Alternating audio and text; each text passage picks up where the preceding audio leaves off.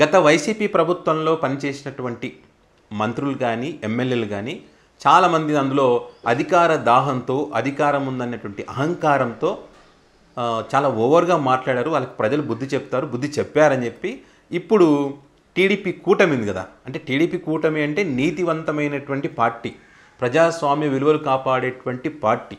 వాళ్ళు ఇచ్చినటువంటి మేనిఫెస్టో, ఎన్నికల ముందు చెప్పినటువంటి మేనిఫెస్టోని వెబ్సైట్ల నుంచి తీసేటువంటి నిజాయితీ కలిగినటువంటి పార్టీ. ఎలక్షన్స్కి ముందు అడ్డమైన హామీలు ఇచ్చి ఎలక్షన్ తర్వాత విధి విధానాలన్నీ కొన్ని రూల్స్ పెట్టి దాంట్లో అర్హులను తీసేసేటువంటి నిజాయితీతో కూడినటువంటి పార్టీ.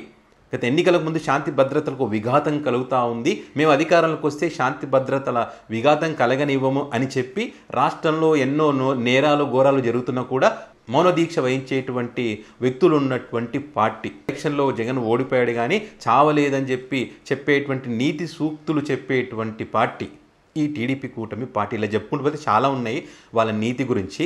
అయితే బూతులకు కేర్ ఆఫ్ అడ్రస్ టీడీపీ కూటమిలో ఉన్నటువంటి చాలామంది నేతలు. మన గతంలో ఎన్ని చూడలేదు వీళ్ళ పార్టీలో. అంటే ఏ పార్టీలో అయినా సరే బూతులు మాట్లాడకూడదు, వాళ్ళ పర్సనల్ అసలే మాట్లాడకూడదని మనం కోరుకుంటాం. కానీ ఇప్పుడు ఇది ఏమైపోయిందంటే రాజకీయ నాయకుల్ని ఒకరిని ఒకరు తిట్టుకునేటువంటి స్టేజ్ దాటి వీళ్ళు ఇప్పుడు ఏ రకంగా తయారయ్యారంటే ప్రజలను తిట్టడం మొదలుపెట్టారు. బీజేపీ ఎమ్మెల్యే విష్ణుకుమార్ ఎవరైతే ఉన్నారో అసెంబ్లీ సాక్షిగా ఈ జగన్మోహన్ రెడ్డికి ఓట్లు వేసినటువంటి 40% ప్రజలు ఎవరైతే ఉన్నారో ఆ 40% మంది ప్రజలను తిడుతూ ఉన్నాడు. వీళ్ళు కడుపుకు అన్నం తిన్నారా లేకుంటే ఇంకోటి ఏదైనా తిన్నారా అని ఎంత దారుణంగా మాట్లాడుతూ ఉన్నారు. వాళ్ళు జగన్మోహన్ రెడ్డికి ఎట్లా ఓట్లు వేస్తారని చెప్పి. గతంలో చంద్రబాబు సార్ కూడా అదే అన్నారు కాబట్టి వాళ్ళంతా వీళ్ళు ఆయన శిష్యులు కాబట్టి వాళ్ళు కూడా అదే మాట్లాడతారు కదా. ఆయన అదే అన్నాడు, నేను ఇచ్చిన కరెంటుతో మీరు లైట్లు వేసుకుంటున్నారు, నేను వేసినటువంటి రోడ్ల మీద మీరు నడుస్తున్నారు, మొత్తం నేనే, నా వల్లనే మీరంతా నడుస్తున్నారు, నా వల్ల మీరు బతుకుతున్నారని చెప్పి అప్పుడు చంద్రబాబు సార్ సెలవిచ్చారు కదా. అదే రకంగా ఈయన కూడా మాకు ఓట్లు వేయాలి, మీరు ఆ 40% ఓట్లు కూడా అవతలకి ఎట్లా పడ్డాయని చెప్పి అడుగుతాను. ప్రజలు తిడతా ఉన్నాడు ఈయన. మీరు తిట్టారో లేదో మన డౌట్ వస్తుంది కొంతమందికి. వాళ్ళ కోసం ఆయన మాట్లాడినటువంటి మాటలు వినిపిస్తాను. గౌరవనీయులైన చంద్రబాబు నాయుడు గారు నాయకత్వంలో విష్ణుకుమార్ రాజు బీజేపీ ఎమ్మెల్యే ప్రపంచంలో ఉన్న ప్రతి తెలుగు వారికి పూర్తి విశ్వాసం ఉంది అధ్యక్ష. అట్లాగే ఇంకొక విషయం కూడా గౌరవ ముఖ్యమంత్రి గారి ద్వారా ప్రజలకి కూడా చెప్పవలసిన అవసరం ఉంది.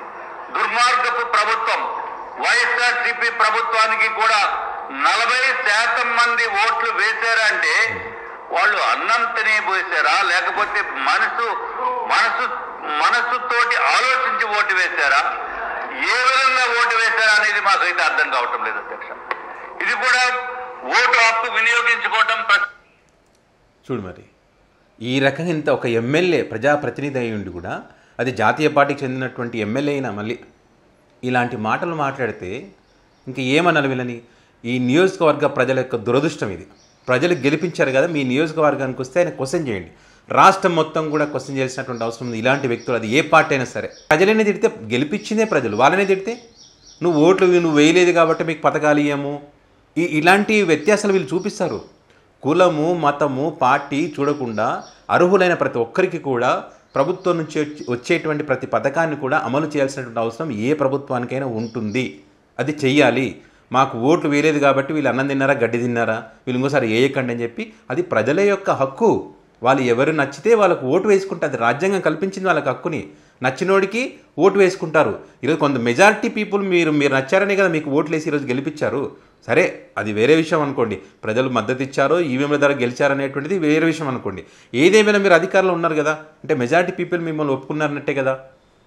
మరి అందరినీ సమానంగా చూడాలి. మీరు నెక్స్ట్ టైం ఎన్నికల్లో ఈ 40% ఓట్లు మాకు ఎందుకు వెయ్యలేదు అని చెప్పి వారందరినీ దాని మీద ఒక సమీక్ష చేసుకొని వారికి ఏ విధంగా మన పార్టీగా మనకు వారిని ఏ విధంగా మనకు ఓట్లు వేసేటట్టు చేసుకోవాలి, ఎలా ఆకట్టుకోవాలనేటువంటి ఒక మంచి ప్రయత్నం చేయండి. వాళ్ళని మార్చే విధంగా ప్రయత్నం చేయండి. మీరు మంచి చేస్తే మొత్తం 100కి 100% మీకే ఓట్లు వేస్తారు. అవతల ఏ పార్టీలకు వెయ్యారు కదా మీరు మంచి వ్యక్తులు అయితే. ఇలాంటి మాటలు మాట్లాడితే సున్నాకే పరిమితం అవుతారు. చొక్కాలు పట్టుకొని నిలదీసే పరిస్థితులు నడి రోడ్ల మీద ప్రజలు.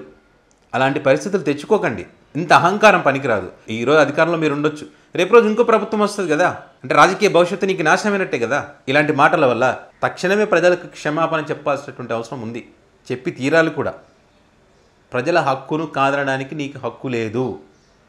ప్రజలు పెట్టినటువంటి భిక్ష నీ ఎమ్మెల్యే పదవి.